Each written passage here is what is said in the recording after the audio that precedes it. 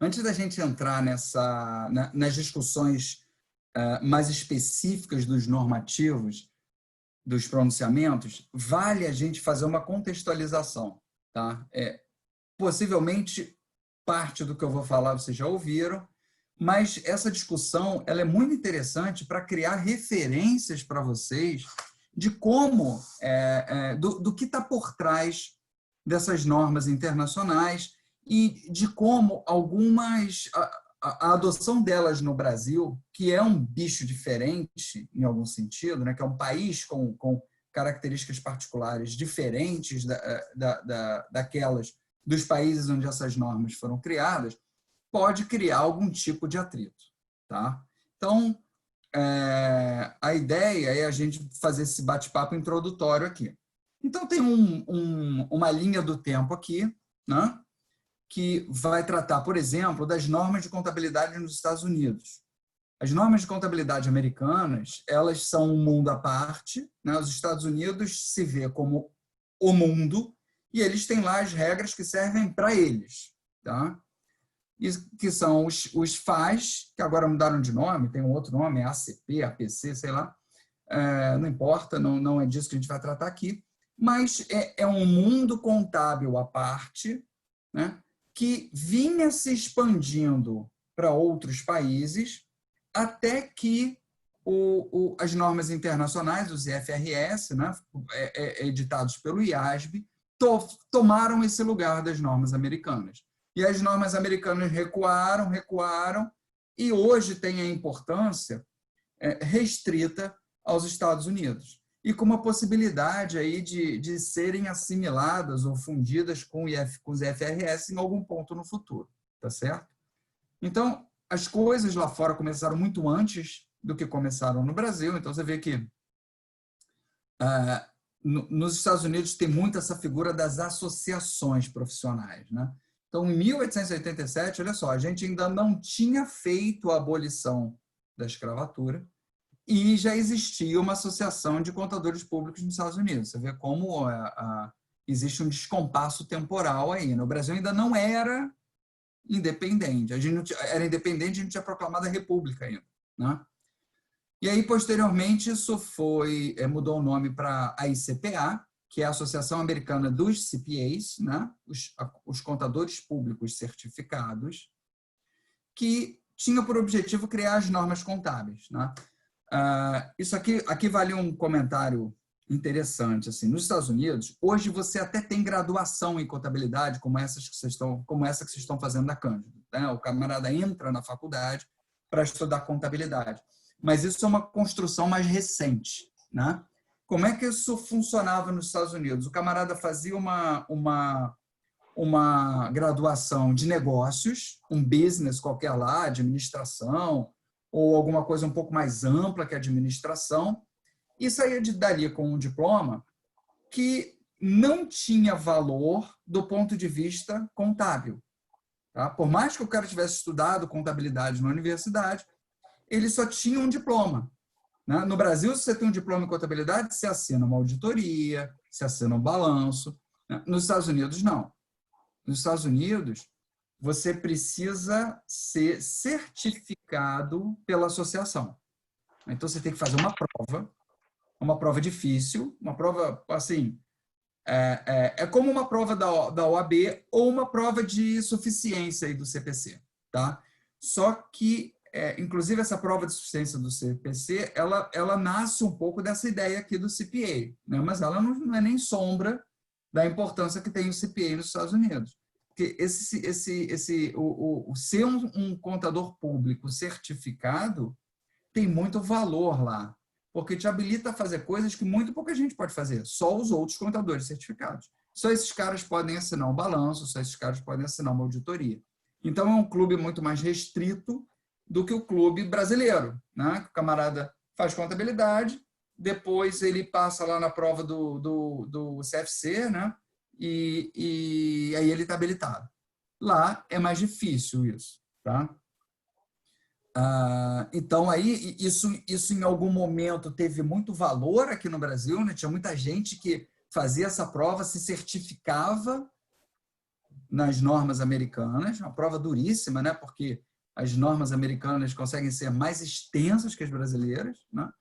Eu quero se certificar porque muita empresa brasileira lista as ações dela nas bolsas americanas, né? Então, você precisa ter o balanço assinado por um CPA.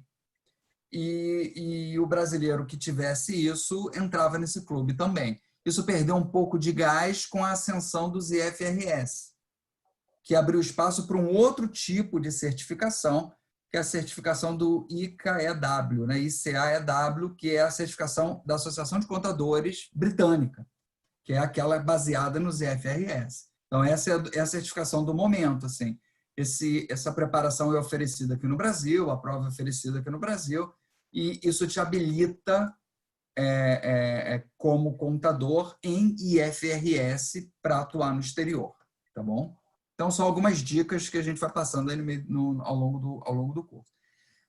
Em 1929, teve o grande crash lá da Bolsa de Nova York, e o mundo regulatório ele anda de crise em crise, né? Você tem uma crise, aí você regula. Você tem outra crise, aí você regula de novo.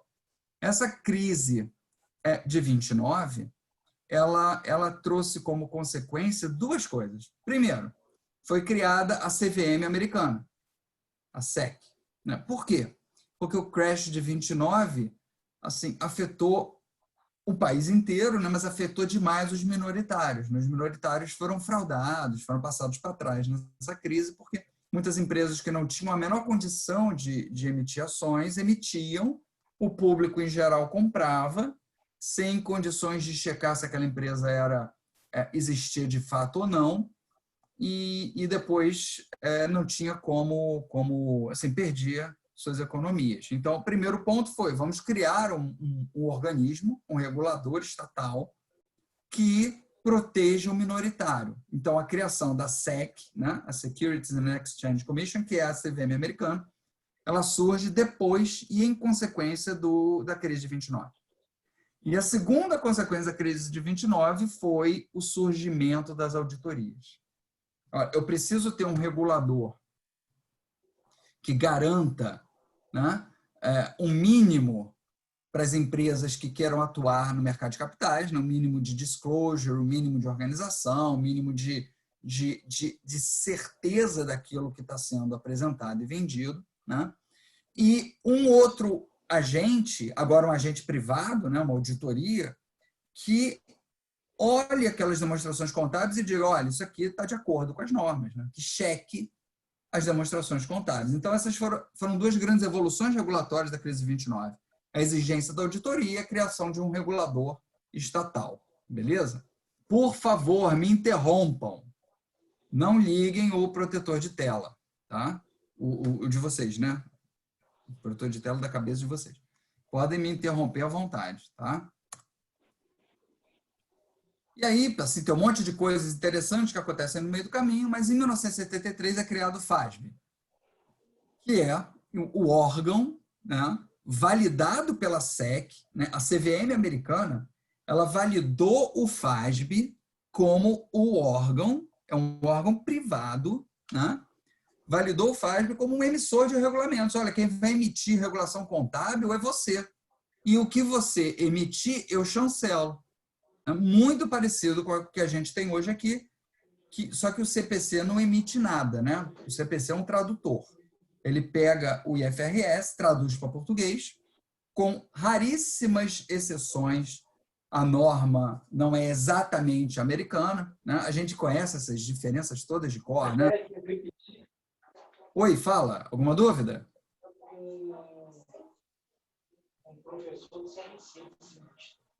Alguém quer falar alguma coisa? Não. Então, beleza. Eu vou seguindo aqui.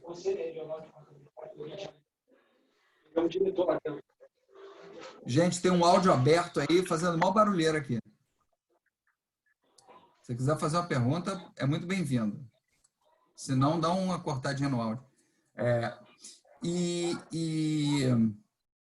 Peraí, tem um chat aqui, rapidinho.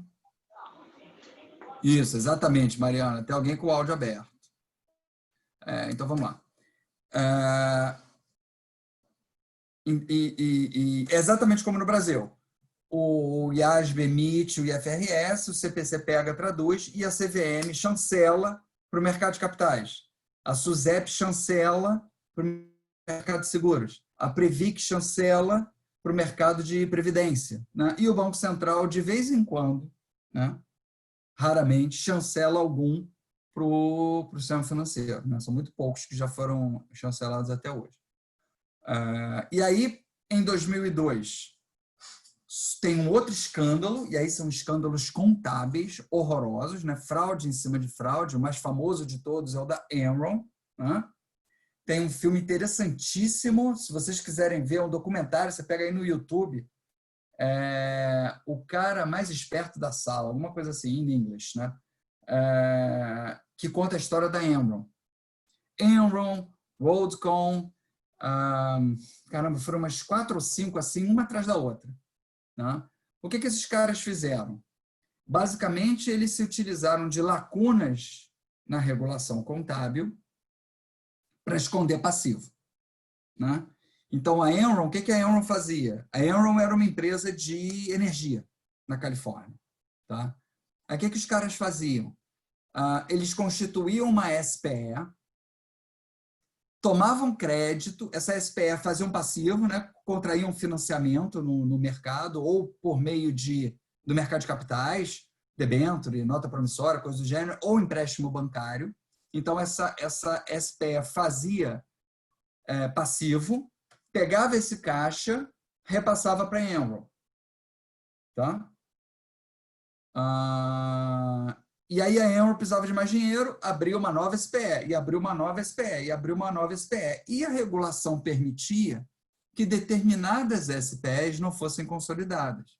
Ela usava essa brecha para não consolidar as SPEs. Então, no balanço da Enron, né, apareciam alguns ativos, né, aparecia caixa no ativo, e alguns passivos que ela disfarçava, que eram os passivos com as SPEs, que ela conseguia informar esses passivos como passivos longos, de custo baixo, e ninguém tinha como confirmar direito que passivos eram esses. Ok? E as SPEs todas escondidas embaixo do tapete. Um belo dia, um analista do mercado chutou o balde, ele vinha reclamando com a SEC há anos disso, a SEC não dava bola para ele.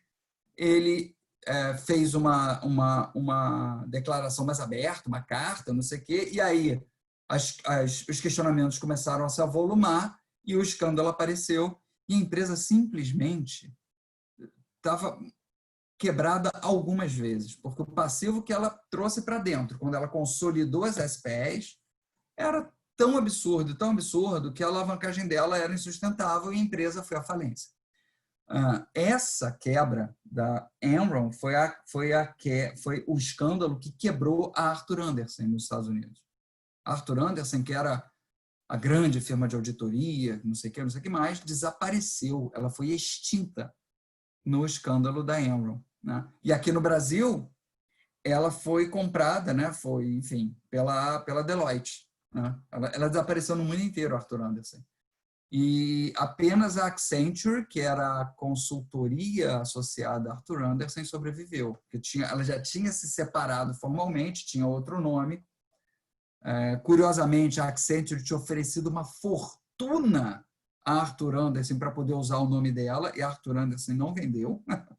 Depois a Accenture agradeceu que ela não vendeu, porque se tivesse vendido, provavelmente ia todo mundo para o mesmo caixão. Né?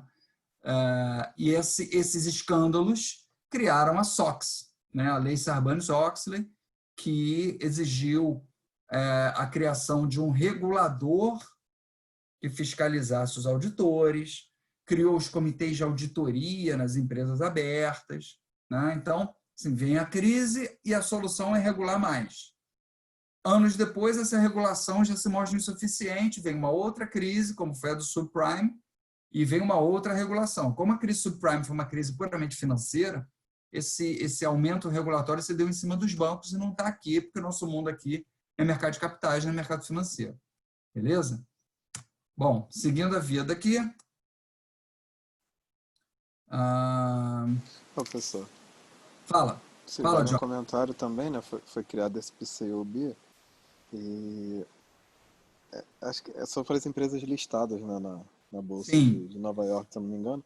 E, pô, na auditoria, pelo menos, eu trabalho na Deloitte, mas tem o pessoal lá de PCUB, né, que é o pessoal de PEG, e é outro mundo, assim, que eu acho que eles fazem procedimentos absurdamente mais profundos, mais robustos, por causa de toda a exigência que tem, por causa dessa lei lá dos Estados Unidos. Mas aí são camaradas que auditam empresas que têm ações em Nova York, não é isso? Isso mesmo, tipo, ADR, né? isso mesmo.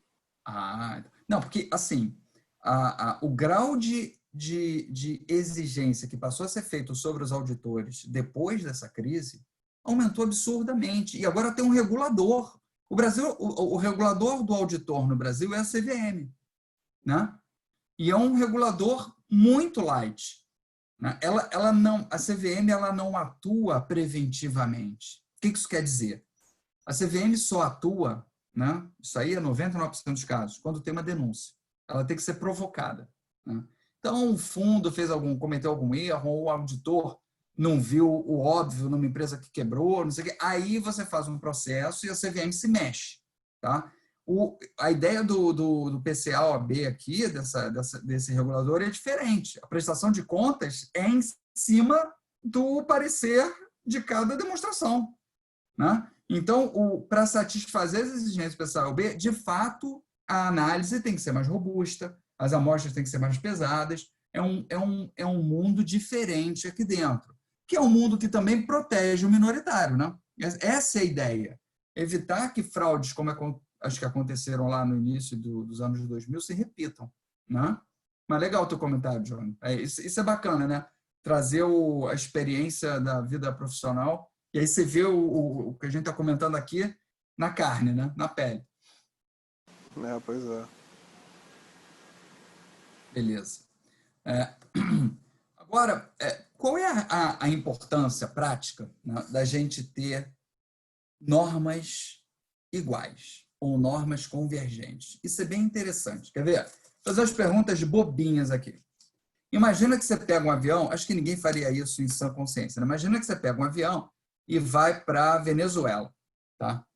Sabe quanto custa a moeda venezuelana? É o bolívar, né? Tudo lá é bolivariano, a moeda é o bolívar. Sabe quanto vale, né? Quanto vale R$ 1 em bolívares? São 53 mil bolívares. Aí tu pega o avião e vai para Venezuela. Não aceitam teu real, tu tem que trocar por bolívar.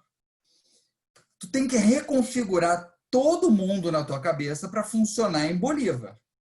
Que agora o real não é a moeda, é o bolívar, né? Aí tu pega o avião da Venezuela, vai para a Argentina. Aí tu descobre que cada real na Argentina vale real na Argentina vale 13 pesos. Embora isso seja a cotação toda roubada, né?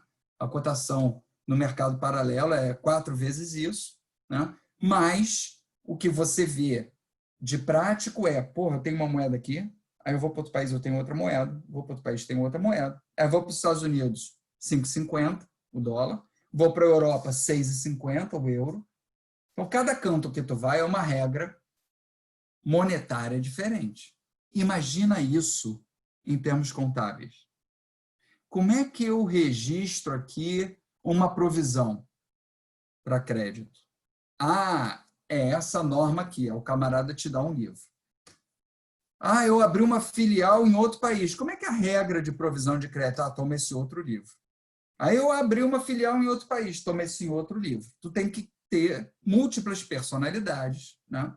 O que na prática significa múltiplas equipes, um custo gigante, para cada uma entender um mundo e depois um gênio para conseguir socar aquilo tudo numa coisa só, né? Então, padrões contábeis diferentes são um horror, porque eles geram distorções e geram dificuldades de tradução muito complexas, tá? E aí, quais são as consequências disso, né? A última das que estão listadas aqui foi a primeira que eu falei. Mau custo administrativo, claro. Você precisa de mais gente, né? Tem países que é mais simples, precisa de mais gente. Tem países como o Brasil, que é mais complexo, precisa de mais gente. O problema é as mesmas pessoas não conseguem dar conta de todas as situações, porque as situações são diferentes, são baseadas em regras diferentes, né? E, dando um passo adiante, quando você não entende alguma coisa, aí a tua empresa está avaliando uma empresa para comprar em outro país. Aí você olha, eu quero ver os financeiros, né? Os financials, né? Quero ver as demonstrações, para saber quanto vale essa empresa, eu preciso avaliar essa empresa. Como que você faz isso? Tem que conhecer todas as regras, senão não vai entender nada. E mesmo entendendo, ainda tem risco de fazer alguma confusão, porque tem toda uma cultura embutida naquelas demonstrações que não é a tua, né? Isso gera incerteza. Incerteza é risco. Incerteza, quando você não sabe alguma coisa direito, o que você faz quando você não sabe alguma coisa direito? Você pede o dobro. Incerteza é risco. Mais risco exige mais retorno. Isso é um axioma do mundo financeiro. Isso é uma verdade. Você tem mais risco, você pede mais dinheiro. É óbvio, né? Então, países em que a incerteza é grande são países mais arriscados. Países mais arriscados têm que ter um prêmio para você entrar nele. Olha, eu não aceito Selic a 2% para botar meu dinheiro nesse país. Isso aí é uma maluquice. Ninguém sabe como vai ser a semana seguinte, o mês seguinte.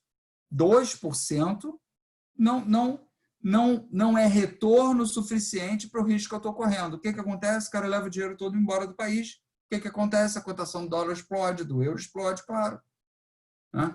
Vivemos um momento de grande incerteza. Incerteza gera risco. Risco gera mais custo.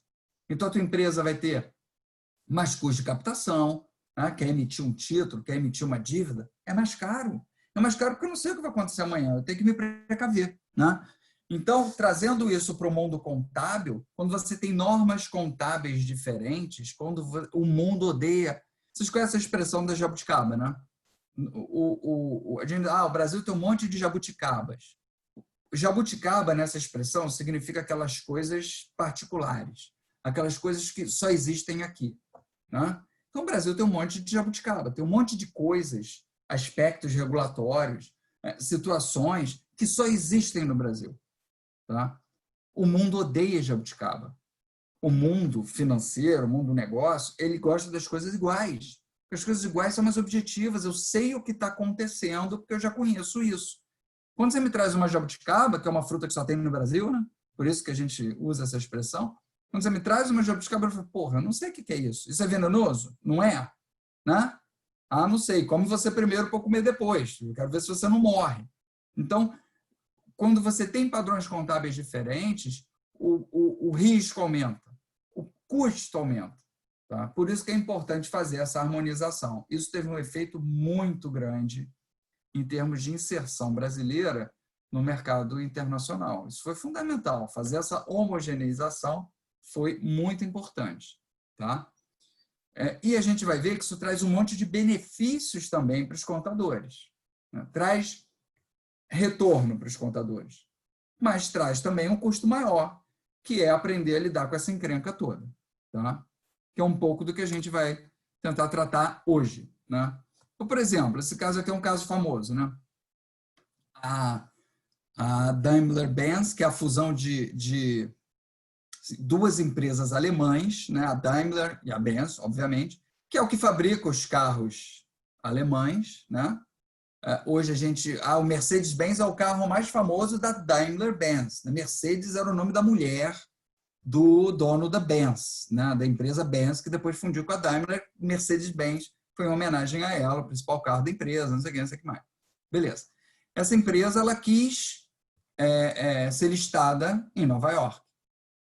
Ela era listada lá na Bolsa Alemã e queria ser listada em Nova York. Aí, como o Johnny falou, ela vai ser listada em Nova York, tem que publicar tudo em US GAAP.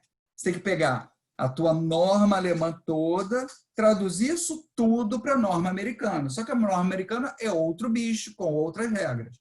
Então, em 93, a empresa teve um lucro de 97 milhões de dólares, segundo as normas alemãs.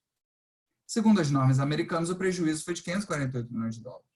Olha só que variação enlouquecida. De um lucro, saiu com um prejuízo gigante. No ano seguinte, outra chinelada. 370 milhões de lucro, segundo as normas alemãs, 1 bilhão de prejuízo, segundo as normas americanas. Né? Olha a variação, né? 1,37 bilhões negativos. Isso dá uma dimensão do tamanho da encrenca. Imagina que você está avaliando a Daimler-Benz pelas normas alemãs, aí depois você vai avaliar pelas normas americanas. Obviamente, são duas empresas diferentes, completamente diferentes. Okay? Agora, vindo para o mundo internacional, né? Hoje são dois grandes emissores de normas contábeis. O FASB, nos Estados Unidos, né? E a IFRS Foundation, que é onde o IASB está pendurado, na Inglaterra, que é muito mais pandêmico, né? Digamos assim, para usar a expressão da moda. O IASB ele atua hoje em 160 países, enquanto o FASB é norte-americano, é um país só. Embora seja a maior economia do mundo, é um país só. Né? Então, em 73, foi criado o IASC, esse comitê que emitia as normas contábeis, que até então eram denominadas IAS. Tá? Em 77 foi criado o IFAC, né, que é a Federação de Contadores Internacionais.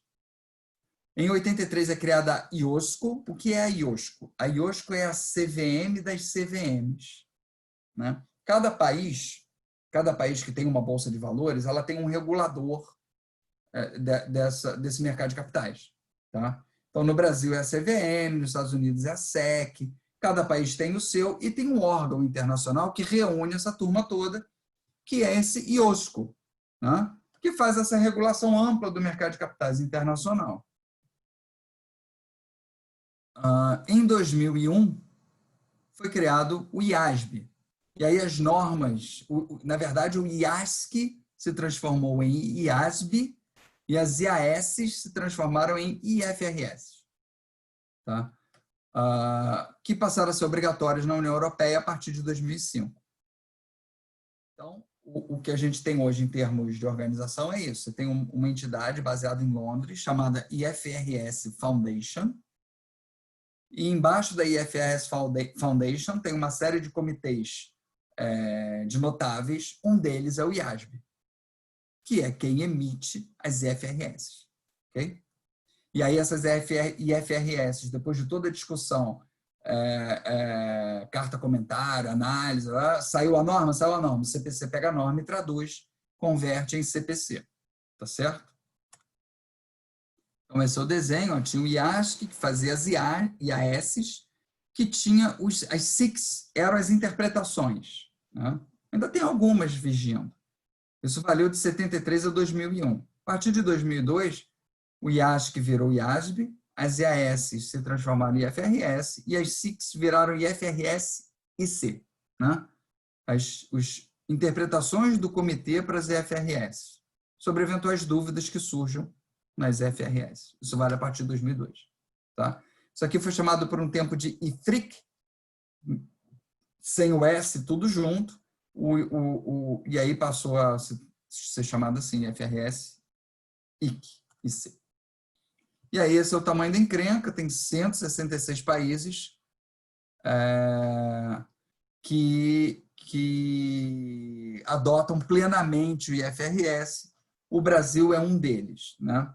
O Brasil, a adoção dos IFRS no Brasil tem algumas diferenças, mas assim, muito pontuais. Por exemplo, o IFRS admite a reserva de reavaliação, admite a reavaliação de ativos como um critério de avaliação.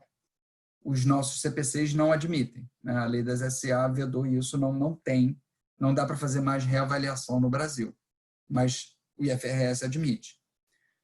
A outra diferença é que aqui no Brasil a gente já tem a demonstração de valor adicionado, a DVA, que é uma demonstração obrigatória para alguns tipos de empresas aqui no Brasil, e lá fora ela não é obrigatória. Essas são as duas grandes diferenças. O resto todo é igualzinho. Não, ou assim.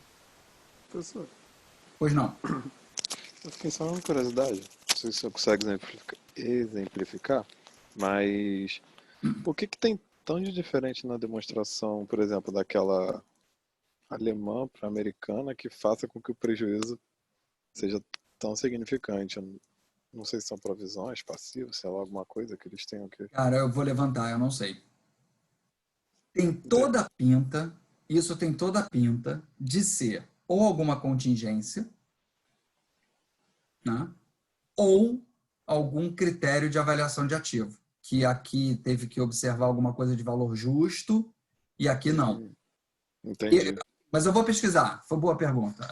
Vou dar uma pesquisada, isso é legal saber. Ah, Embora as tranquilo. normas alemãs tenham ido para o vinagre, né? Agora tudo é FRS. Mas eu vou dar uma olhada sim. Deixa eu até anotar aqui, Johnny. Mercedes-Benz. Beleza, vou deixar. Semana que vem eu te dou a resposta sem falta. Ah, valeu. Vou pesquisar aqui também. Tá. Então, vamos lá. Processo de convergência teve, né, como grande utilidade o quê? Reduzir o risco dos investimentos. Agora, o camarada, o estrangeiro bate o olho numa demonstração contábil de uma empresa brasileira, ela está falando a mesma coisa, em princípio, do que está sendo falado lá fora. Então, ele consegue entender. Eventualmente tem uma diferençazinha ou outra, mas é na margem, não no núcleo da demonstração. Tá? Então, a linguagem contábil mais homogênea facilita a comunicação. E isso gera redução do custo de capital, porque o risco diminui, a incerteza diminui. Tá bom? E no Brasil? Né? No Brasil, o Brasil já tinha lá o CFC, Conselho Federal de Contabilidade, e tinha o IBRACON, Instituto dos Auditores. Né? Em 76, um grande marco aqui, que foi a publicação da Lei das SA e a criação da CVM, tudo no mesmo ano. Criou-se uma lei para as sociedades anônimas, sociedades por ações, e criou-se um regulador, a CVM. Né? Em 2003, houve um grande incentivo internacional para se adotar as IFRS e iniciar um processo mais intenso de convergência. O CPC foi criado em 2005, olha a preparação. CPC criado em 2005, o Banco Central em 2006 obrigou as instituições financeiras a divulgar demonstrações financeiras de acordo com as FRS. Então, isso aqui, a gente brinca no Banco Central que isso aqui não foi a convergência, foi a divergência. Porque, além de tudo que eles tinham que fazer, que os bancos tinham que publicar, porque eles seguem o COSIF, que é um mundo paralelo, eles seguem a lei das SA, porque todo banco é uma SA, e também tiveram que fazer o full IFRS. Né?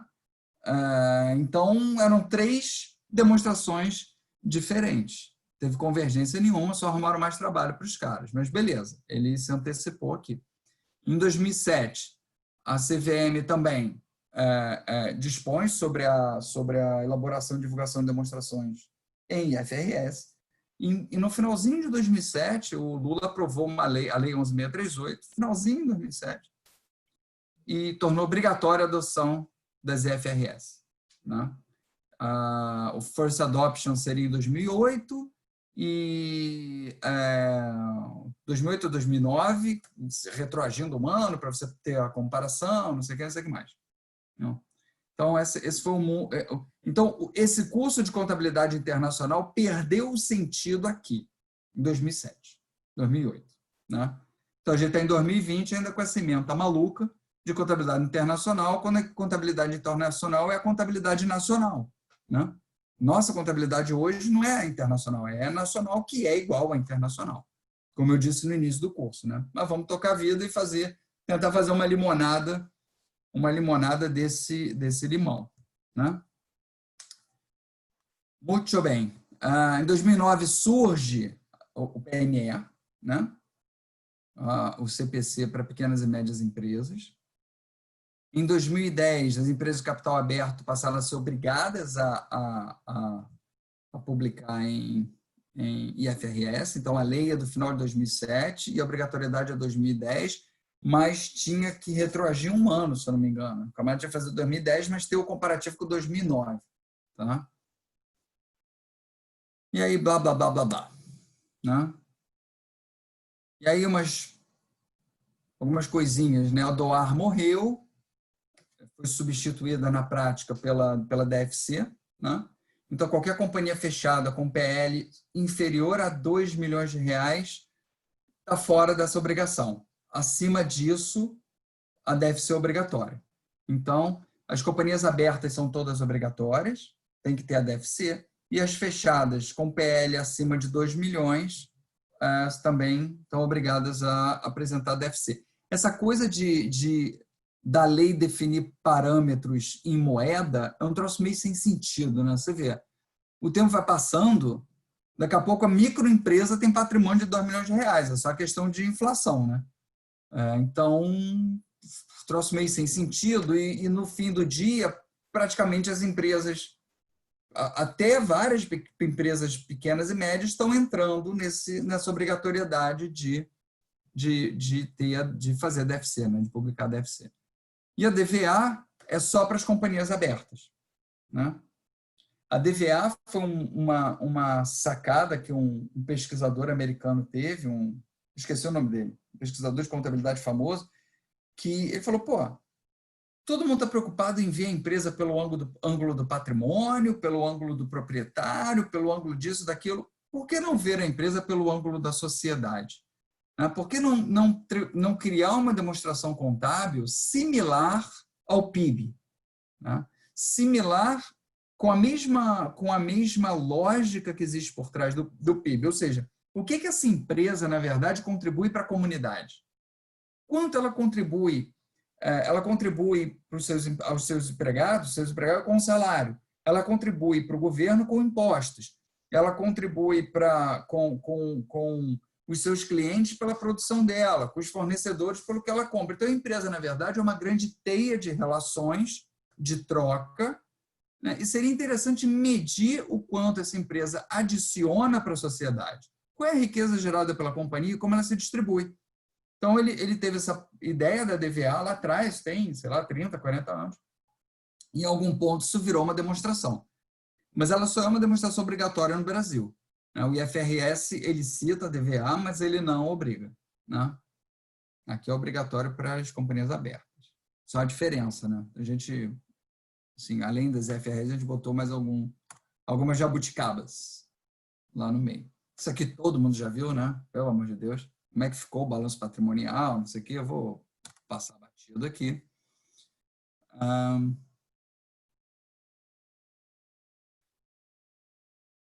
Uma outra mudança que as normas internacionais trouxeram foi sumir com os lucros acumulados, né? Isso aí desapareceu. Hoje você só tem prejuízo acumulado. Você só pode ter no balanço, né? Aqui também é detalhe. E o CPC? O CPC ele vai pegar esses IFRS, essas normas internacionais, e traduzir. E aí ele publica lá os pronunciamentos, que são os IFRS, que recebem o nome de CPC. As orientações são os OCPCs, que são, na verdade, os IFRS I6, né? As interpretações. As orientações têm o OIFRS lá, que é o OCPC aqui. E por aí vai. Na verdade, o CPC, ele não cria, ele traduz. E muitas vezes traduz muito mal, porque você começa a ler aqueles normativos, vai dando um nervoso, que é um português meio estranho ali. O camarada fica, assim... Por que aquela tradução é uma tradução estranha? Porque a ideia é, se eu adoto o IFRS, eu adoto ao pé da letra, eu adoto full. Só que o texto é em inglês. O que eu faço? Eu traduzo ao pé da letra. Então, o camarada tem um cuidado de traduzir cada palavra que está no IFRS para não parecer que ele está interpretando. Porque se ele estiver interpretando, vira outro bicho. Né? Por isso que os CPCs têm aquele você começa a ler, às vezes dá nervoso, né? Porque não é um texto fluido, é um texto meio agarrado, parece que o cara fala a mesma coisa 15 vezes, porque ele está traduzindo do inglês quase letra a letra, né? Palavra a palavra, para não ter o risco de ser tomado por interpretação e ser tomado como uma adesão não full ao IFRS. Tá? Essa é a composição do CPC. Então, sim, todas as entidades do mercado de capitais têm assento, né, no CPC, cada um indica dois membros, e tem os convidados que só podem assistir, que são os reguladores, basicamente, só podem assistir às reuniões sem voto, né, sem dar piruada. Acho que alguma piruada até pode. Esse é o desenho da encrenca, esse é o mundo do contador, né? Ganhou de presente, né, o código. Os advogados têm os códigos, né? Tem o Código Civil, Código de Processo Civil, Código Penal, Código de Processo Penal. O contador tem o Código Contábil, que são essas 1.300 páginas de pronunciamentos, mais não sei quantas de interpretações, de orientações, e mais o PME, que tem 227 páginas sozinho. Olha que loucura, né? Só ele tem, porque ele, na verdade, é uma compilação simplificada das 1.300, tá? Quem não dormiu ainda, quer fazer algum comentário?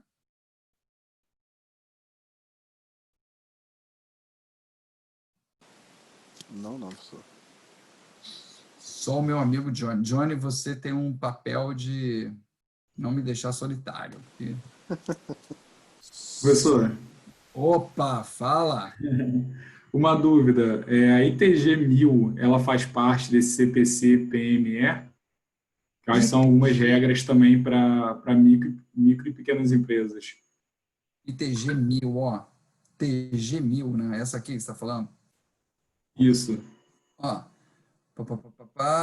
de acordo com a NBC, né, foi alterada e consolidada como exatamente. Ela é a consolidação. Ó. O Conselho Federal de Contabilidade emitiu a resolução, né, que aprovou a TG 1000. Tratava da contabilidade para PME, de forma Tá, entendi. com normas internacionais.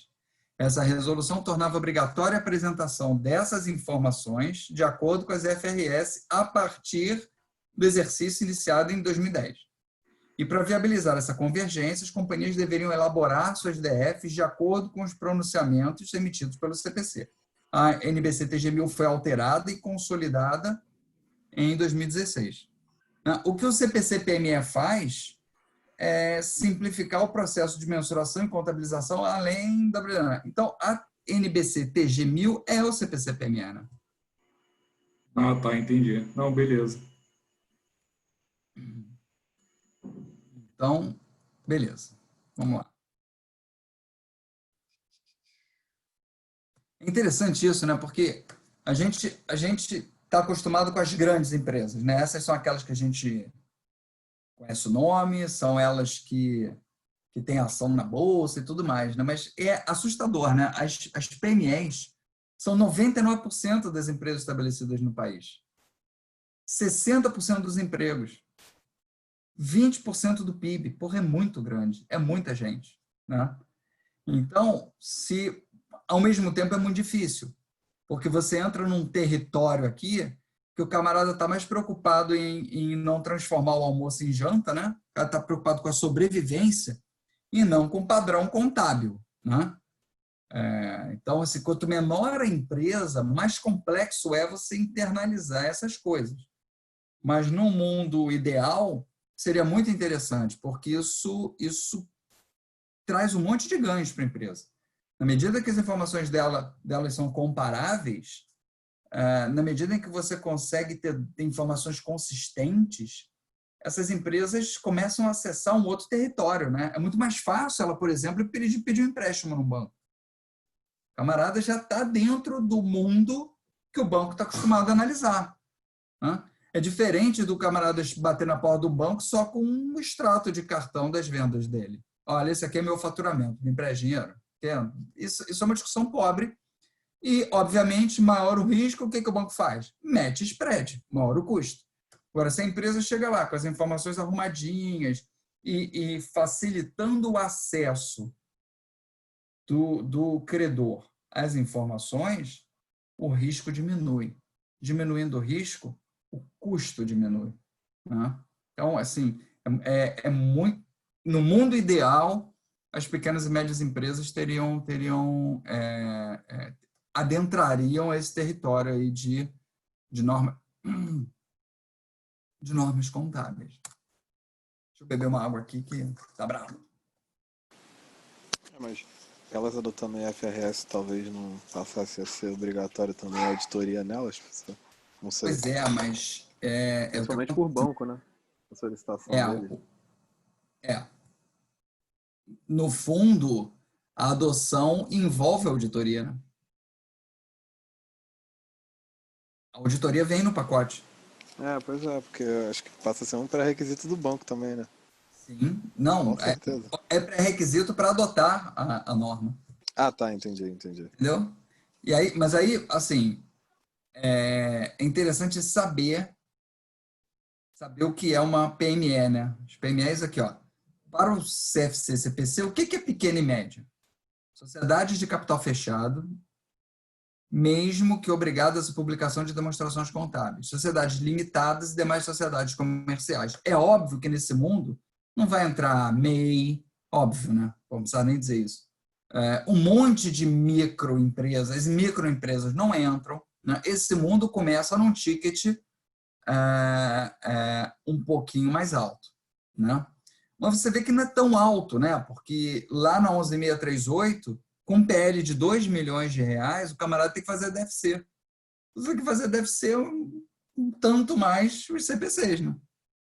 Então, assim, o grande porte no Brasil é ativo superior a 240 milhões. Assim, ativo superior a 240 milhões é bem grande, né? Isso é o grande porte. O pequeno e médio fica abaixo disso, obviamente. Mas não não é dado por valor. É dado por essa formalização jurídica aqui. É uma SA, ainda que de capital fechado, é uma SA, né? É limitada, ou então é comercial, isso é que é pequena e média empresa, e é isso que tem que entrar no mundo do CPC. Quer fugir disso?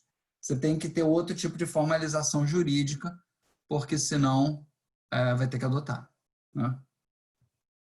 Porque a lei vai... Pô, tô ficando... Já bebi 1 litro d'água aqui, mas não está adiantando muito, não. Aplicam-se a estas, ainda que não sejam SAs, as disposições da legislação societária sobre escrituração e elaboração de demonstrações contábeis e obrigatoriedade de auditoria independente, está vendo? A auditoria passa a ser obrigatória. Aumentou o mercado de auditoria, né? Porque, em princípio, essas empresas não precisavam ser submetidas, né? É verdade. E aí, desculpa, oi, professor. fala. Isso passou a valer recentemente?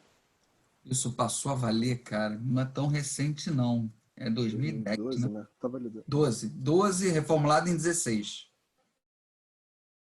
Entendi. Foi o último CPC.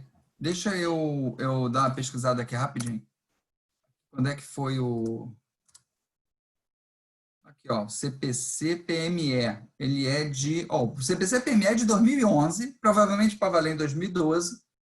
Então, já tem tempinho isso aí, né? Mas eles sempre dão um prazo para você adotar, né? O corte deve ser 2016 mesmo. Entendi.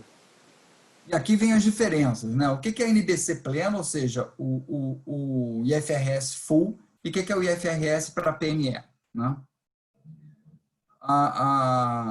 As entidades com obrigação de prestação pública de suas contas, que são aquelas SAs de capital aberto, essas têm que seguir o IFRS full. E o PME? As entidades que não tenham obrigação de prestação pública de suas contas. Então, pode até ser uma SA, só não pode ser listada, não pode ser aberta, se tiver capital fechado. Mas aí ela não tem essa obrigação de ser IFRS full, ela segue o IFRS PME, né? Então, sociedade de capital aberto, entidade que apresenta as demonstrações para fins gerais aos usuários, PME. Sociedade de grande porte, IFRS full. Demais sociedades não enquadradas como de grande porte, PME. Sociedades reguladas pelo Bacen, SUSEP ou CVM, IFRS Full. Entidades não PME. Né? Então, na verdade, PME pegou o outro mundo das empresas menores, mas olha que interessante, são menores, mas elas começam a construir um alicerce, uma estrutura para eventualmente emitir ação na Bolsa. Né? Porque o camarada já está seguindo os FRS. Não é o full, mas o cara já está no jogo. Ele já está usando uma versão simplificada. Para ele dar um passo adiante, não custa muito. Né? Então, o IFRS para PME, o CPC-PME, ele é bem interessante. É como se fosse uma antessala do IFRS Full. A empresa começa a se preparar para poder adotar as normas mais à frente. Né? Agora, algumas discussões aqui dentro que são assim, bem interessantes. Tá? Algumas delas vocês já devem ter ouvido. Eu vou tentar dar uma perspectiva diferente aqui. Então, qual a primeira diferença central aqui? Tá? As normas internacionais, isso vale muito para o IFRS. Vale também para as normas americanas, norte-americanas, mas menos. Tá? Mas para o IFRS vale demais. Vocês, quando leram, certamente já leram vários IFRS. Quando você olha lá o IFRS, a lógica toda é construída em princípios. É muito comum você encontrar transferência substancial de riscos e benefícios. Não tem um percentual, não tem um valor, tem um conceito, tem um princípio. Houve uma transferência substancial de riscos e benefícios. Ou então, uma mudança significativa no risco. Tudo isso é um princípio. O que é mudar significativamente o risco? É aumentar 30%, 20%, 15%, 5%, 50%? Não sei. Você que vai dizer. O problema é que a gente vive num mundo muito mais objetivo do que esse. Nosso mundo é baseado em regras. A gente está acostumado a olhar para a lei e dizer: empresa de grande porte é aquela com 300 milhões de faturamento. Né? Sei lá, ativo total superior a 240 milhões. Ou receita bruta anual superior a 300 milhões. Tem um número. É um checklist. Eu não preciso pensar. Né? Ou então essa lógica dos 2 milhões lá de capital social, né? Para o camarada ser definido como companhia aberta, né? Para estar obrigado a publicar a DFC. Se tiver o PL, capital social acima de 2 milhões, tem que publicar a DFC. O que isso diz? Eu posso ter uma startup com capital social zero e com um monte de coisas interessantes, informações interessantes para mostrar, mas ela não é obrigada. E eu posso ter um gigante lá, cheio de mobilizado, né, uma economia velha, é obrigado.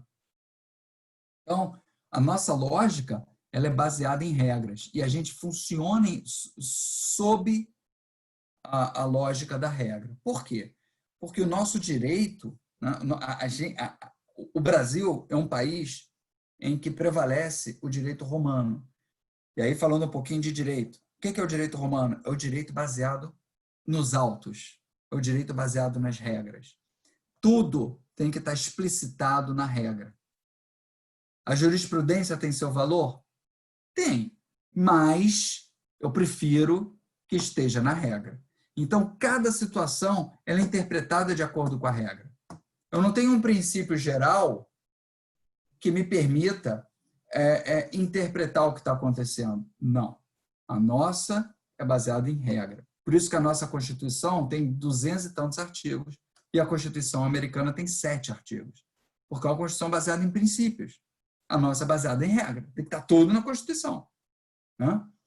Já os FRS nasceram na Inglaterra. A Inglaterra é um país onde prevalece o direito de costumes, o direito chamado consuetudinário. O que isso significa? Olha, a gente vai formulando as regras com base no que a gente está acostumado a fazer. Né?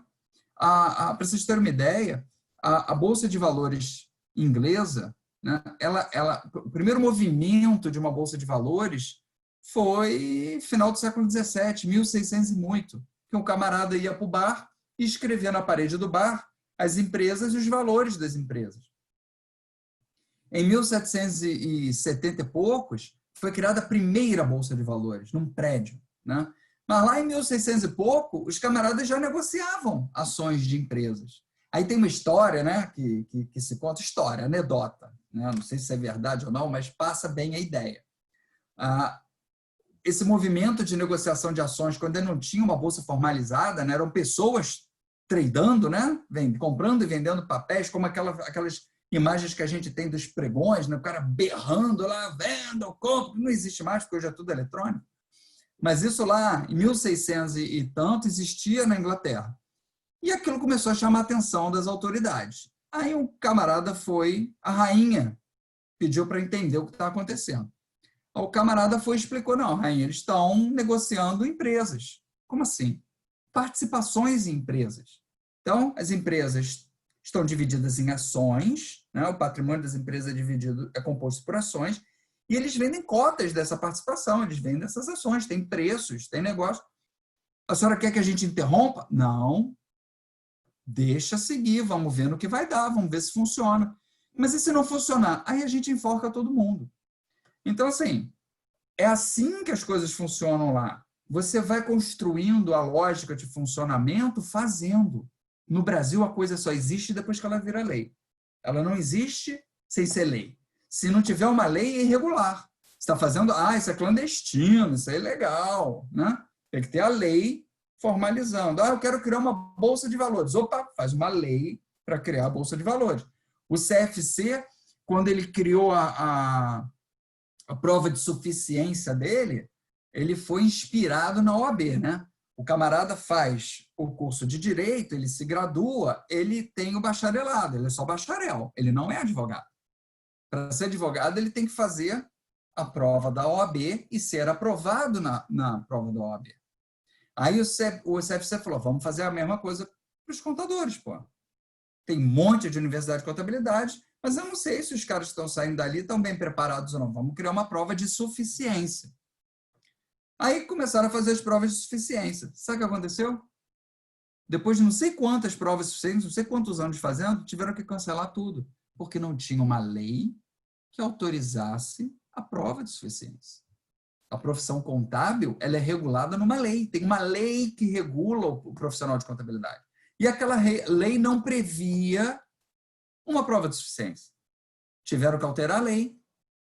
Congresso Nacional, alteraram a lei, criaram a exigência da prova de suficiência e só a partir daquele momento puderam aplicar de fato as provas de suficiência. Porque sem lei não existe. Na Inglaterra, você acha que aquela associação de contadores profissionais ou o CPA nos Estados Unidos precisou de uma lei? Claro que não. A gente se reúne e a gente chancela esses profissionais. A coisa funciona com muito mais facilidade, porque ela é baseada em princípios, não em regras. Alguém quer fazer algum comentário? Paizinho chato esse. Bom, querer dar dinheiro para muita gente, mas no geral a coisa não anda, né? Parece que está todo mundo amarrado. Pois é. Agora, beleza, a gente já entendeu que os IFRS são baseados em princípios. Ótimo. Aí você traz esse mundo dos princípios, esse mundo que exige que você sente e entenda o que está acontecendo para formular o melhor julgamento e joga ele dentro de um país que não funciona assim. É um país baseado em regra. Olha, eu tenho que fazer a depreciação desse ativo aqui. Qual é o percentual, hein? Eu não sei. Segundo o IFRS, ele diz que um dos princípios que você pode seguir é em quanto tempo isso fica obsoleto? Pô, sei lá. Eu tenho máquina aqui que está aqui há 30 anos. Mas por que você deprecia em 10? Porque a Receita Federal diz que eu posso fazer em 10, eu faço em 10 para não me aporrinhar. Então, não, mas pela regra, você tem um princípio que você seguir. Não quero saber de princípio não. Bota a regra e não me aporrinha mais com isso. Então, o que os IFRS trouxeram foi o seguinte. Olha, agora você não tem mais regras para tomar decisões. Você tem escolhas contábeis. Essa palavra é uma palavra importante, Abessa. Você tem escolhas contábeis. E o que são escolhas contábeis? são interpretações possíveis e igualmente válidas para aquele fenômeno. Isso vai exigir que o contador abandone completamente a zona de conforto da regra e entre na zona de absoluto desconforto das escolhas contábeis. Ele agora vai tomar uma decisão que para ele tomar essa decisão de escolha contábil, ele tem que conhecer muito bem o negócio da empresa. O que essa empresa faz? Eu nunca me preocupei com isso, porque vinha aqui, essa máquina aqui, a receita diz que é 10%, eu faço 10%. Olha, mas não precisa ser 10%. Pode ser mais. Pode ser menos. Contabilmente vai dar diferença. O cara vai dizer, pô, mas em termos fiscais não muda nada. Que a receita vai continuar me permitindo deduzir em 10%. Ok. Mas a receita é um mundo. O mundo fiscal é um mundo paralelo que não deve se sobrepor ao mundo contábil. E por que não deve se sobrepor? Essa discussão que a gente está fazendo aqui, que é um monólogo, né? Vamos tentar fazer uma discussão, pessoal. Me ajuda aí. Significa o seguinte: as normas internacionais permitem que a contabilidade saia desse mundo de atender o imposto de renda, de atender o fisco, para um mundo de prestador de informação. Essa é a parada. As normas baseadas em princípios transformam a contabilidade num hub de informação. A contabilidade é um centro produtor de informação qualificada. E, embora a contabilidade tenha sido criada para atender o fisco. Olha que mudança. Na prática, isso significa que um meteoro caiu e matou um monte de dinossauro. Matou um monte de dinossauro. Tu vai explicar para um cara com 20 anos obedecendo regra que agora existe um negócio chamado princípio e ele não precisa seguir a regra. É louco isso, né? Mas esse é o mundo. Mas como é que fica a lei, professor? Ela não foi derrubada, né? Qual lei? Não sei. Você estava falando aí da lei, do fisco. É isso que eu... Não, vamos lá. Como é que a contabilidade funciona, né? Você tem as regras contábeis, basicamente a lei das SA, né? Antes, né? Lei das SA. E você tinha o fisco. Então eu sigo a lei das SA até aqui embaixo, né? Lucro antes do imposto de renda, tiro daqui, levo para o fisco, calculo o imposto, trago o imposto de volta para cá e calculo o meu lucro, né? Aí vieram as IFRS. As IFRS alteraram completamente a lei das SA. Muita coisa da lei das SA deixou de existir, passou a valer 11.638, passou a valer os IFRS. Então, eu tenho, hoje, uma contabilidade equipada em termos de norma para ser um tremendo prestador de informação. Só que ela pode se transformar num mero estagiário do fisco. Se o mundo fiscal continuar se sobrepondo à contabilidade. É claro que eu vou continuar calculando lá meu resultado até o lucro antes do imposto de renda, pego aquilo, levo para o LALUR, desfaço tudo que é contabilidade que eu fiz, porque eu tenho que seguir a norma do fisco, calculo o imposto e trago de volta. Mas eu não preciso que a minha contabilidade espelhe o fisco, entende? No passado, por simplicidade, por facilidade, por preguiça, a contabilidade era totalmente construída em cima da lógica do fisco. O que eu estou dizendo é que ela nunca precisou fazer isso. E agora ela não precisa mesmo, e não deve. Você vai continuar calculando depois do mesmo jeito, isso continua sendo um trabalho, né? Só que a contabilidade, como prestador de informação, não precisa seguir a lógica do fisco. Eu não preciso depreciar 10%, para usar um exemplo rasteiro. Preciso depreciar 10%? Por quê?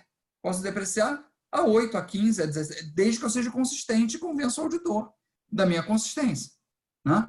Eu não preciso fazer 10% para não ter trabalho, porque se eu faço a mais, eu vou ter que adicionar no LALUR. Se eu faço a menos, eu vou ter que deduzir, porque o fisco continua dizendo que é 10%, embora, independentemente do que eu ache na contabilidade. Beleza? Então, assim, tem espaço para tudo isso. A questão é, vai fazer ou não vai? Eu acho que muito não foi feito porque faltava formação mesmo, faltava entender o que estava acontecendo. Mas a turma que está chegando é uma turma diferente e tem condições de fazer isso. Então, resumo da minha ópera aqui, da minha pregação, tem muito espaço profissional. Professor, Fala, Lucas. em cima disso que você está falando de fisco, no Brasil agora, lá no Congresso, o governo federal, o Ministério da Economia está discutindo agora a reforma tributária. Tem tudo para botar o Brasil mais atrativo para os negócios, tanto para o investidor nacional, tanto para o investidor estrangeiro. Pode ser que venha quebrar um paradigma no Brasil de começar a romper barreiras, de desburocratizar, desregulamentar, simplificar a questão do fisco também, mexer no imposto de renda, tanto das pessoas físicas, tanto das pessoas jurídicas. O que o senhor pode falar em cima disso aí? Assim, a questão tributária, ela tem dois aspectos. Um, que era esse que eu estava falando, é que ela tem suas regras próprias e muitas dessas regras impactam a contabilidade. Então, o que o profissional de contabilidade fazia? Para não ter que fazer duas coisas diferentes, né? Eu vou fazer a contabilidade assim, mas depois eu tenho que ir lá para o LALUR, lá para o fisco, desfazer tudo que eu fiz para fazer do jeito do imposto de renda. Então, eu já vou fazer na contabilidade como o imposto de renda manda fazer. Aí eu não tenho dois trabalhos, eu fico dentro de um mundo só, meus ajustes são mínimos aqui. Isso é uma coisa. Tá? Isso que eu estou questionando, que as normas internacionais abriram um universo de possibilidades, você não precisa fazer isso, você não precisa dessa preguiça. A segunda coisa o Brasil tem uma legislação, né? O Brasil tem uma fúria normativa. Pra vocês terem uma ideia, quando eu entrei no Banco Central, tem 20 anos isso, as resoluções do Conselho Monetário estavam no número 2.000, era 2.000 e alguma coisa. Está chegando em 5.000. Olha que loucura. Em 20 anos, quase 3.000 resoluções, porque ainda tem as circulares, as cartas circulares. É enlouquecedor, né? O cara passa a vida lendo norma para saber o que está acontecendo. Então, isso se repete em todas as esferas, em todos os níveis. O Brasil hoje é um país caro, é um país confuso, a legislação tributária é enrolada, precisa de um monte de gente para entender, aí é uma enrolação no federal, uma enrolação no estadual, outra enrolação no municipal, aí muda de estado, muda a lei do ICMS, é uma confusão só. O que o governo está tentando fazer é dar uma simplificada nessa história. Isso é algo que teve sempre na ordem do dia, desde que eu me entendo por gente. Reforma tributária é algo que vem sendo discutido. Desde a década de 90, né? Mas eu acredito que agora passa, hein? Assim, vamos torcer. Eu acho que, de fato, vai precisar ser feita alguma coisa, até porque essa crise destruiu completamente o país do ponto de vista fiscal. O déficit vai atingir 100% do PIB, a dívida pública, né? Déficit não, a dívida pública. Então, assim, é necessário que seja feito algo, mas, assim, acho também que nunca foi feito, não só por má vontade, não. Tem muito interesse, claro, sempre, mas é difícil, porque envolve Estado, município, governo, cada um puxa para um lado, é uma confusão. Tomara que dê certo, porque realmente o Brasil é um país confuso e isso aumenta o risco. Vai mudar, vai dar certo. Então, você ter acertado a contabilidade te dá uma harmonização interessante nas demonstrações contábeis. Agora seria interessante ter uma harmonização também na parte fiscal, ter uma simplificação, para o cara não precisar de 300 pessoas para calcular imposto, né? Fazer uma coisa mais objetiva e tal, mas aí é isso que eu tenho a comentar. Mas aí, trazendo esse mundo dos princípios de novo, assim, exige julgamento profissional. Então, o camarada que vai trabalhar na contabilidade de uma empresa hoje, ele tem uma possibilidade gigante de operar dentro da norma, mas de maneiras diferentes. Tem uma série de escolhas contábeis que ele pode fazer. Qual é o melhor valor justo para esse ativo? Não sei. Pensa aí uma lógica para calcular isso, pensa uma métrica. Por que não? Sim. E aí tem outro problema também, porque o mesmo camarada que adora uma regra na contabilidade da empresa é o camarada que adora uma regra na auditoria. Né? O auditor, no Brasil, se acostumou anos a fazer checklist, tique. Ele dá tique. Né? É cara crachá. O camarada fez isso, pá, fez. O cara fez aquilo, pá, fez. A dúvida dele é, você tem o documento que suporta essa transação? Tu tem que levar a nota fiscal para o cara. Eu falo, porra, a discussão agora não é mais essa. A discussão agora está em outro nível. A discussão em outro nível significa o seguinte, você tem que entender a minha escolha contábil e verificar se ela cabe dentro do princípio. Então, exige um outro tipo de análise, uma análise muito mais refinada do que a gente vinha fazendo até agora. Então, isso vai impactar demais o profissional de contabilidade, tanto que trabalha na empresa, quanto que trabalha em auditoria, né? Só que, aí você tem, isso já mudou bastante, né? Os professores já têm uma desenvoltura boa com as normas internacionais, já tem muito livro, muita publicação, muitos profissionais se ajustaram, a remuneração é melhor, claro, né? O camarada que você chega numa empresa, que eu dei aquele toque lá atrás da certificação. Esse mundo de contabilidade é um mundo de certificação. No Brasil ainda não tem isso, tá?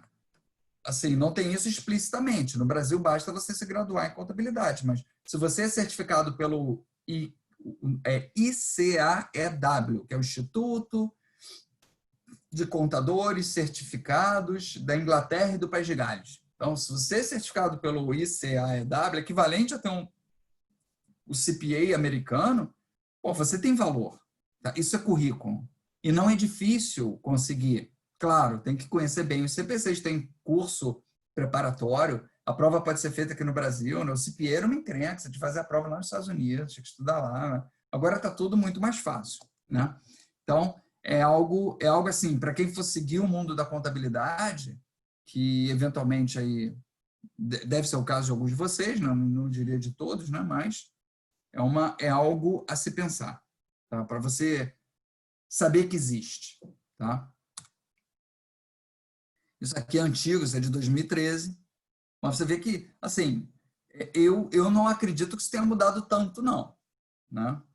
Não acredito que isso tenha mudado tanto, não. Esse aqui é um pouquinho o panorama da contabilidade no Brasil. Né? Isso aqui é tirado lá do CFC. Né? Então, as meninas quase empataram com os meninos. A posição de 2016 já é quase pau a pau, quase igual, e era, sei lá, 60%, menos de 60% em 2004. Né? Aqui, quantidade de escritórios, quantidade de prestadores de serviço, dá uma ideia do público. Né? Então, assim, uma outra discussão interessante aqui, né? Como é que... Assim, o que eu te digo é o seguinte, o contador na Europa e nos Estados Unidos é outro cara, em termos de reconhecimento, de valor, do que o contador no Brasil. Tá? Mas é minha leitura, é minha, assim, se vocês quiserem uma opinião, esses mundos vão convergir. E não vão convergir rebaixando a Europa e Estados Unidos, vão convergir puxando o Brasil para cá. Ok? Não tenho dúvida disso. Esse movimento está acontecendo. Tá? Esse aqui é o organismo que eu falei para vocês. Ó. Institutos Contadores Certificados de Inglaterra e Wales, País de Gales. Então, quando você vai para a Europa e Estados Unidos, o contador é reconhecido, o contador é forte. A ênfase dos caras, isso é muito importante. A ênfase da contabilidade, a ênfase do contador é na divulgação da informação. O contador é um prestador de informação.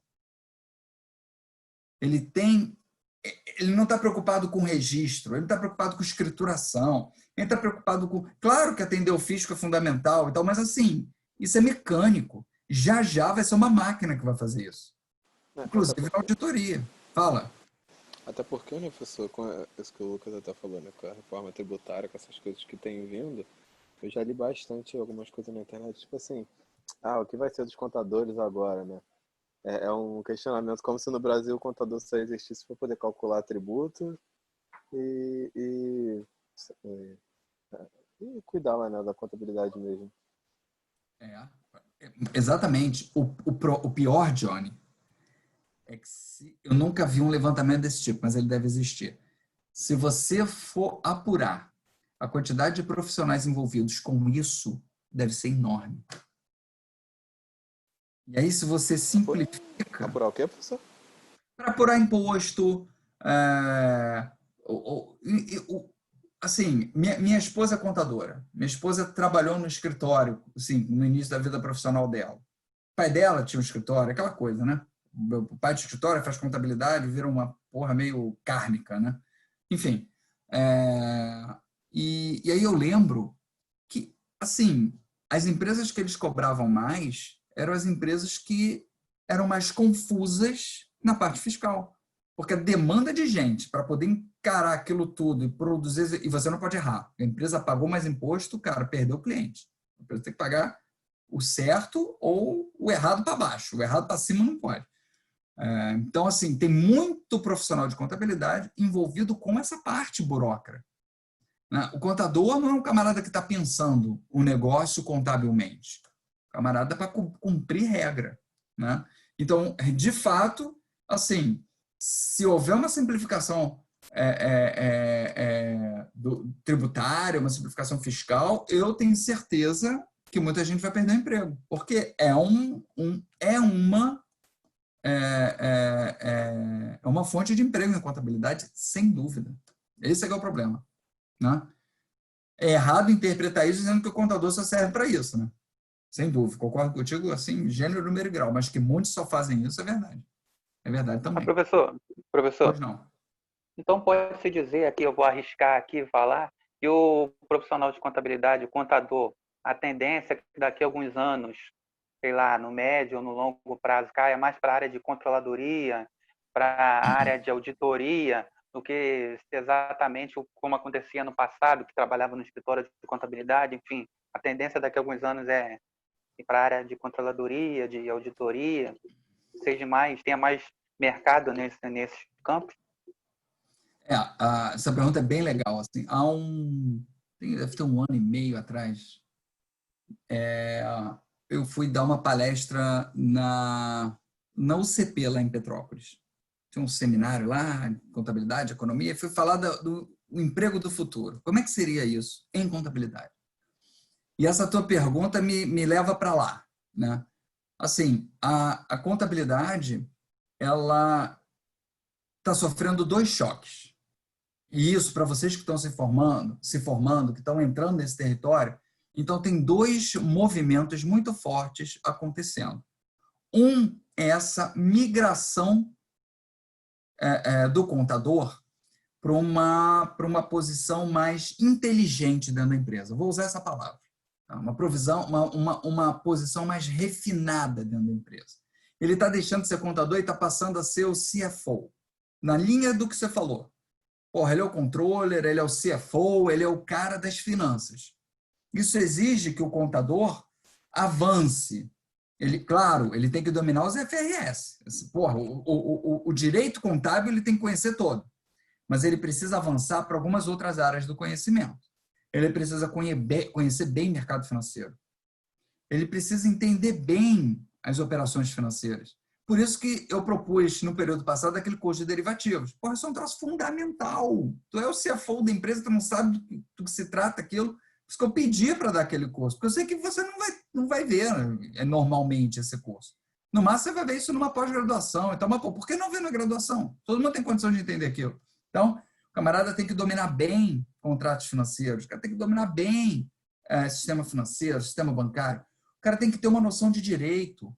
Tem que ter uma noção de direito civil, direito comercial. Ele não precisa ser advogado. O ideal é que fosse, ok? Mas não precisa ser advogado. Mas você precisa saber o que está rolando aqui no meio. Então, essa ascensão do contador, profissionalmente falando, vai impor a ele essa necessidade de avançar das fronteiras da contabilidade. Então, primeiro, as fronteiras da contabilidade ainda não estão claras. Tem esse bando de FRS, essa encrenca toda aí, que não basta tu ler, tu tem que saber como aplicar, tem que interpretar, como é que eu uso, como é que eu não uso. E não tem muita gente que tenha o domínio disso tudo. Então, você tem que avançar um pouco da lógica antiga, de atender imposto de renda, atender isso aqui, para essa lógica de direito contábil, de dominar os FRS, dominar os CPCs, saber como aplica, operar as escolhas contábeis, saber como você pode ir para cá, para lá, avançar para fora disso, ou seja, você precisa conhecer mercado financeiro, você precisa conhecer derivativos, você precisa conhecer as operações financeiras, as operações bancárias. Você é o CFO, pô, você não é o contador. Não tem mais contador, tem CFO. E você tem que ter alguma noção de direitos. Tá? Então, primeira dificuldade. Esse cara é muito melhor remunerado, mas ele tem que ser melhor equipado também. Né? Ótimo. Esse é o primeiro movimento. O contador está ficando mais importante, mas ele tem que se mostrar importante também. Não é só o cara dizer que você agora é o CFO, mas você tem que ser de fato. Tá? Isso é uma coisa. Qual é o outro movimento sério que está acontecendo em contabilidade? É a revolução tecnológica. Cara, tudo que é repetitivo acabou.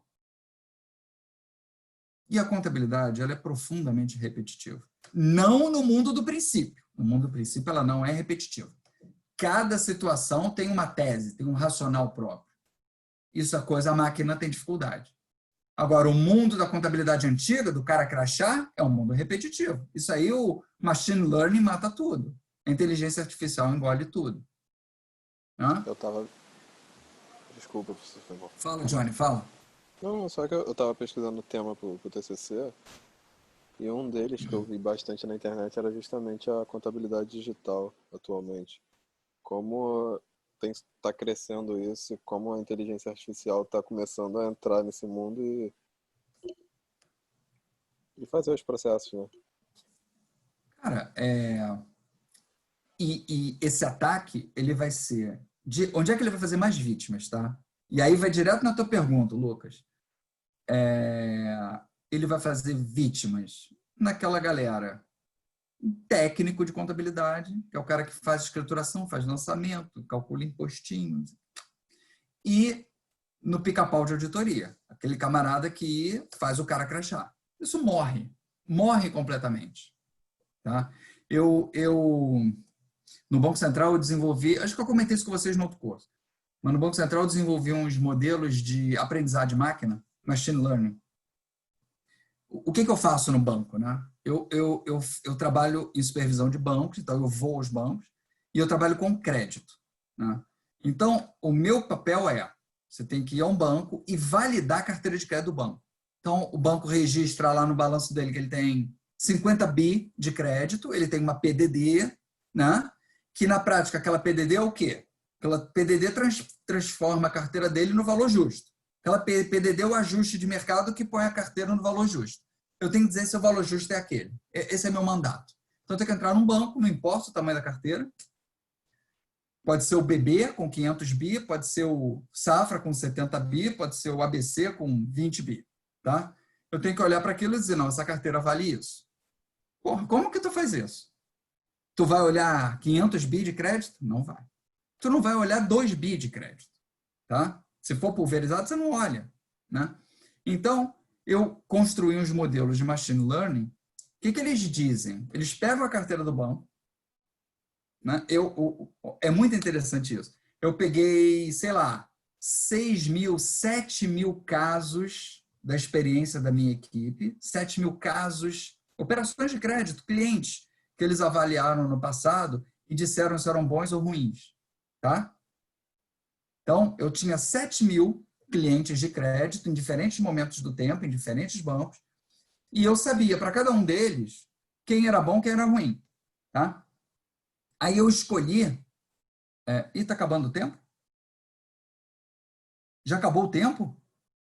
Falta 8 minutos, né? Até 8h20. Cacete. Não, então beleza, deixa eu fechar aqui.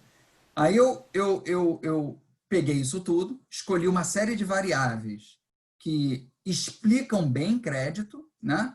Tipo assim, esse cara paga todo mês, qual é a PDD no sistema, qual é o prejuízo, uma série de variáveis que explicam a qualidade do crédito e apliquei e dei para o modelo. Aí o que o modelo faz? O modelo pega aqueles meus 6 mil casos, esmaga aquilo de todo jeito que você possa imaginar e gera um modelo. Ele aprende em cima daquilo. Ele usa aqueles 6 mil casos para treinar. A gente treina o modelo. Aí o modelo foi treinado. E uma vez treinado naqueles 6 mil casos, eu pego a carteira de qualquer banco e jogo ali dentro. E ele me diz, esses aqui são bons, esses aqui são ruins. Eu pego o meu time de campo, olha, pega esses ruins aqui e me diz quem é ruim. Cara, não erra. O que eu fazia com 10 caras, eu faço com 3. Olha só, eu não posso mandar ninguém embora, todo mundo estável, né? Você é estável. Mas se eu pudesse mandar embora, eu mandava 70% embora. Porque o que eu fazia com 10, agora eu faço com 3. É nesse nível. Professor, Oi, é um trabalho repetitivo também, entendeu? Fala, Lu. em cima disso que vocês falaram aí da tecnologia, no Brasil, ano que vem, agora em 2021, chega o 5G, né? Já vai ter o leilão de empresa chinesa, empresa americana, para começar a operar o 5G no Brasil. Então, a revolução tecnológica na área contábil está, em outras áreas também, está cada vez mais próximo. Assim, o que já era rápido vai ficar infinitamente mais rápido. Então, de fato, você tem essas duas conjunções de coisas, tá? Só para fechar aqui o raciocínio, a gente... tá acabando mesmo. E a gente termina a aula. O contador ficou mais importante, mas ele precisa confirmar isso na prática. Ele precisa mostrar que, de fato, ele é um cara mais bem preparado, tá? E o segundo movimento, a parte repetitiva, que é gigante, que ocupa muito o contador, vai desaparecer. Então, você precisa, de fato, caminhar para ter uma intervenção mais inteligente no processo, né? Então, olha lá, ênfase na divulgação e não no registro. Olha como é o contador, olha como o contador fora do Brasil já está nessa vibe. ênfase na divulgação e não no registro. Profissionais com sólida formação, com bastante base conceitual teórica, provas de certificação difíceis. A gente nem tem certificação, né? Participação ativa na elaboração de normas. Então, esse camarada é um camarada diferente, né? Ele é quase um advogado contábil. É isso que você vê lá fora, né? Aqui está só uma tabelinha mostrando, por porte de empresa, né? Que tipo de norma contábil é aplicada a ela. Isso é mais descritivo, tá? E acabou. Então, deixa eu parar de compartilhar aqui. Ok. Semana que vem, a ideia é a gente avançar pelo CPC 0, tá? O CPC 0, ele foi revisto ano passado, então a gente vai ver ele já atualizado. Isso é legal, né? Talvez vocês não tenham tido a oportunidade ainda de lidar com ele nessa versão mais nova. E depois a gente vai seguindo nos CPCs que eu, não necessariamente na ordem que está nos slides, mas a gente vai vendo aqueles.